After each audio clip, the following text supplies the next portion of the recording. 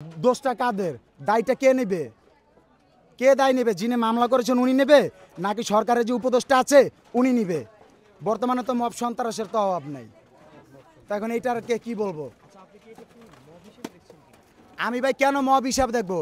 আমি তো দেখবো ওই ব্যারিস্টার বা ওই উকিলকে, যিনি বলেছেন যে খালপাড়ের বিরুদ্ধে মামলা অবৈধ যারা কোটিপতি হয়েছে। ভাই আপনারা যারা যারা কোটিপতি হয়েছে, ভাই বিএনপি জামাত তো এই গত এক বছরে ধরেন শেখ হাসিনা যাওয়ার পরে ওনার তো আইসা তো আর অবৈধ কোনো কিছু করে নাই। ওনার তো ভাই কোনো দখল করে নাই। করছে, দখল করছে কারা?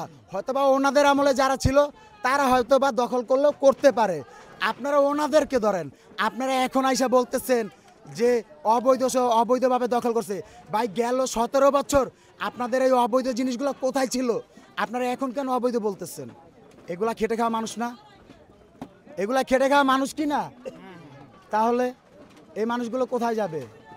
এই মানুষের যে আজকে যে সবাই যে হলো যে এরকম একটা খোলা ছাদে যে ঘুমাবে, বা এরকম একটা পরিস্থিতির ভিতরে একজন উপদেষ্টা আসতে বলেন, একজন যিনি মামলা করেছেন ওনাকে বেশি না, এই যে আগুনটা যখন লাগছে না ওনাকে 10 মিনিট এখানে নিয়ে আসতেন, তা উনি তো মনে করেন যে নাকের রুমাল বেঁধে তারপরে আসবে।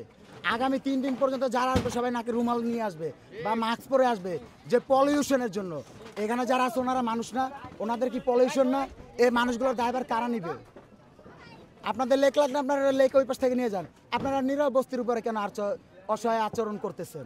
এই মানুষগুলো কোথায় যাবে? এই মানুষগুলো জিম্মাকার। বাংলাদেশে আমরা কত লাখ রোহিঙ্গা আশ্রয় দিয়েছি? কত? প্রায় 10 লাখ।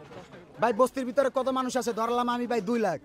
এত বড় যদি টেকনাফের ভিতরে, কক্সবাজারের ভিতরে যদি 10 লাখ শরণার্থী শিবির যদি আমরা আশ্রয় দিতে পারি, ভাই এইখানে সর্বোচ্চ 1.5 লাখ থেকে 1 লাখ যদি মানুষের বসবাস হয়, এই মানুষগুলার উচ্ছেদ করার জন্য আপনাদের এত পায়তার হয়ে গেছে কেন ভাই? এগুলা কি খেটে খাওয়া মানুষ না? এগুলা নইলে আমরা ওনারা হলো রোহিঙ্গা। ভাই এখানে প্রত্যেকটা মানুষ এই দেশের নাগরিক, প্রত্যেকটা জন্ম সনদ আছে, ভোটার আইডি কার্ড আছে। তাহলে আপনারা কেন এদেরকে উৎখাত করতে চাচ্ছেন?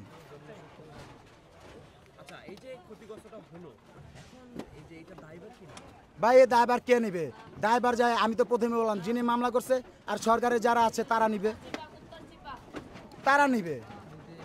ভাই আপনারা সাংবাদিক, আপনাদের একটা প্রশ্ন করি, আপনারা যখন কোনো কিছু যদি নিউজ করেন, যে ধরেন আজকে করাইলের যে নিউজ করছে করাইলের খালপাড় অবৈধ দখল, ভাই আপনার থিঙ্কিংয়ে কি বলে? যে আপনি আজকে মামলা আপনি সবার কাছে পাঠিয়েছেন, ঢাকা মহানগর বা যে আপনার হলো যে কি বলে ডিজি অফিসে, আপনার হলো ডিসি অফিসে, বা বনানী গুলশান সোসাইটির যে সভাপতি প্রেসিডেন্ট ওনাদের কাছে, প্রধান উপদেষ্টার কার্যালয়। ভাই 2 ঘন্টার ভিতরে এমন কি হলো যে করাইলে আগুন লাগলো? এ দায়ভার কার? আমাদের এই যে যারা খেটে খায় মানুষ, এই যে এতগুলো অসহায় মানুষ, তাদের এই যে এতগুলো অসহায় মানুষ, তারা কি কেউ চাইবে তাদের এই যে বাসস্থানটা পুড়ে যাক, তারা দিন আনে দিন খায়? তারা কি কেউ চাবে? বুঝি নাই। এটা হতে পারে কোনো মব বা কোনো সন্ত্রাস, হয়তোবা হতে পারে তাদের কোনো ইস্যু, বাট এটা নিয়ে আমি সঠিক কিছু বলতে পারতেছি না, না জেনে কথা বলা ভালো না।